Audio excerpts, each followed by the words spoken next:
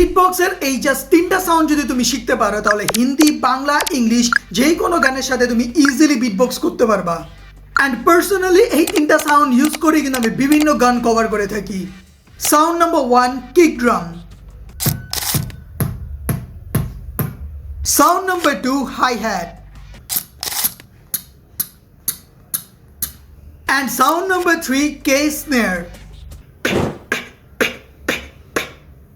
Well, এই তিনটা sound শেখার পর তোমাদেরকে আবার শিখতে হবে যে কিভাবে এই তিনটা সাউন্ড ব্যবহার করে বিটবক্সের প্যাটার্ন তৈরি করতে হয়।